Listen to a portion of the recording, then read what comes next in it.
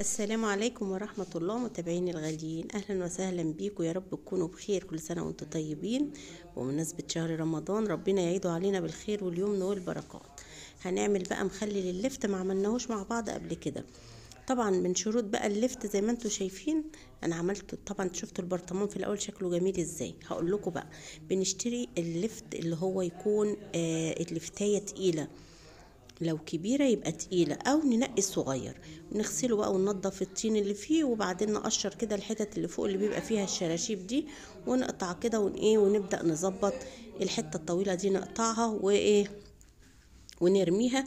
ونبدأ بقى نشيل القشر بس نصه من فوق كده، ونسيب الحتة اللي هي البنفسجي دي او الموف دي، عشان دي اللي هتدي اللون الجميل لللفت. تمام، يلا بقى نقطعه مع بعض كده ونشوف هنقطعه ازاي.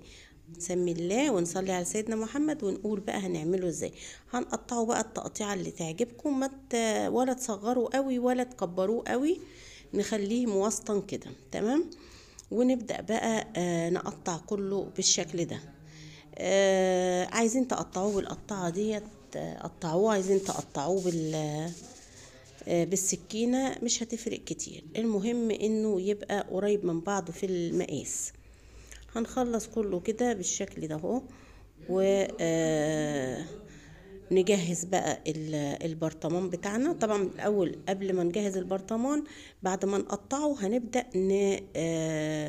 نملحه. هنملحه كده بشوية من الملح قبل ما نحطه في البرطمان. تمام.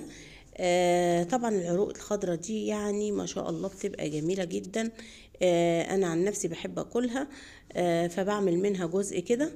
مش بعملها كلها، يعني ايه الحتة اللي فوق بس ابدأ اعملها كده مع الراس بتاعة اللفت، و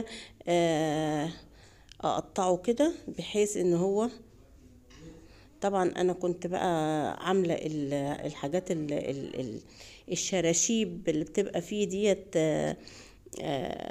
شايلها بقى بعد ما غسلته من بدري.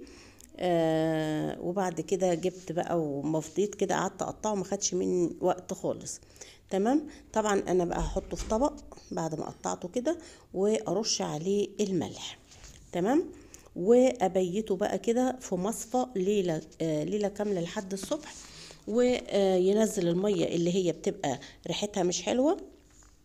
بعد ما اقلبه في الميه كده، في الملح كده، هينزل الميه بتاعته. الميه دي اللي هي بتعمل ريحه للمخلل. نصبح بقى نرميها، وبعد كده نخلله في البرطمان بتاعه. اهو قلبته كده في الملح، احطه بقى في مصفى واسيبه ليله كامله. احط بقى يعني حوالي مثلا دولت كانوا كام، كانوا حوالي، اللهم صل على النبي، حوالي 3 كيلو ونص، او لا مش فاكره والله بكام، بس المهم يعني نحط عليه كام 4 معالق ملح كده ولا حاجه، ونسيبهم بقى ايه 4 معالق كبار ملح، ونسيبهم للصبح. تمام. نيجي بقى تاني يوم الصبح هنلاقيه نزل ميته كلها، والميه دي نرميها فورا، لان هي دي اللي هتبقى عامله ريحه مش حلوه لو سيبناها في المخلل. لو خليناه كده من غير، اهو ده بنصفي ميه قد ايه، هنرميها ونرجع تاني نشوف هنجهز البرطمان ازاي. تمام، نعمل الحاجة ببيتنا عشان تبقى مضمونة كده وحلوة وناكلها واحنا مطمنين. طبعا زي ما انتوا عارفين انا بغسل البرطمان كويس، وبعدين بعد ما بنشفه بعقمه بالخل كده.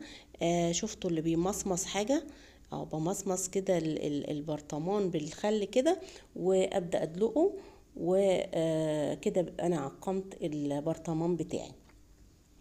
لان البرطمان البلاستيك ما بينفعش نعرضه للحرارة، فاحنا بقى بنعمله ايه بالخل. هنبدأ بقى نعبي البرطمان كله، نحط فيه اللفت اللي احنا قطعناه، ونزنق فيه اللفت بحيث ان هو ما يكونش واخد اي هوا خالص. نسيب يدوب جزء بسيط لمية اللي هو المحلول بتاع التخليل. تمام، ملاناه كده بقى. ابدا بقى اعمل المحلول بقى انا عندي كل لتر ميه بياخد 4 معالق من الملح، و 4 معالق من الملح ومعلقه من السكر. انا بقى هحط ايه لتر ونص تقريبا عشان يكفي المخلل بتاعي كله، الكميه كلها. فحطيت 6 معالق من الملح، ومعلقه معلقة ونص من السكر. تمام كده، واقلب كل المحلول على بعضه، ومش هحط اي حاجه خالص غير بنجر، ولا هنحط بقى زي ما حطينا في القرنبيط، كل مخلل وله طريقته. ده هو ملح بس وسكر